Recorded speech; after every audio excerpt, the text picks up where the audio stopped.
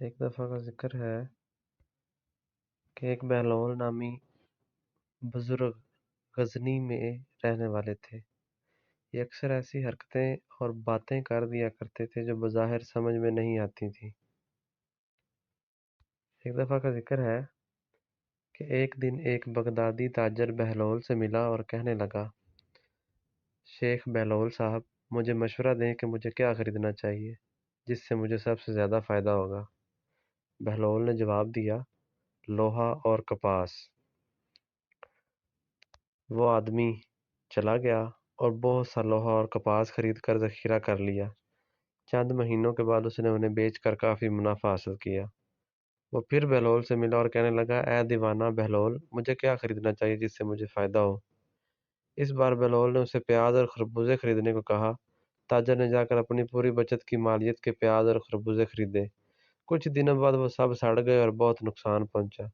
اس نے فوراً بہلول کو ڈھونڈا اور کہا، جب میں نے تم سے پہلی بار مشورہ مانگا تو تم نے کہا کہ لوہا اور کپاس خرید لو۔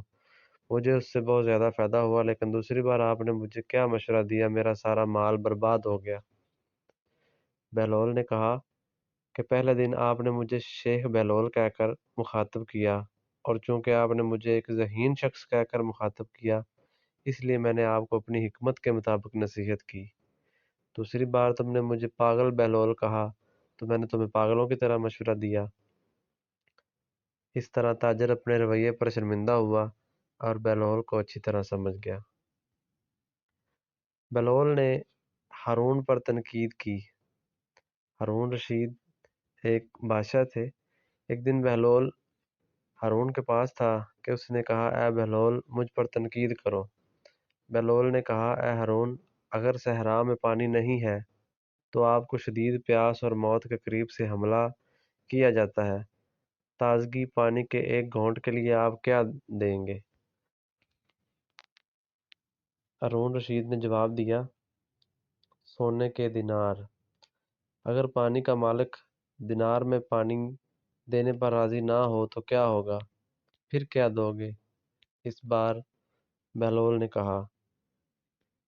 آگے سے جواب ملا۔ ہارون رشید نے کہا، میں اپنی آدھی سلطنت دوں گا۔ پھر بہلول نے کہا، پانی پینے کے بعد آپ کو وہ بیماری ہو جاتی ہے جس میں آپ پیشاب نہیں کر پاتے، اب تم اس کو کیا دو گے جو تمہاری اس بیماری کا علاج کرے؟ ہارون نے جواب دیا، میری باقی آدھی سلطنت۔ بہلول نے کہا، پھر اس بادشاہی کو اہمیت نہ دینا، کیونکہ یہ ایک پانی کے پینے سے زیادہ قیمتی نہیں ہے۔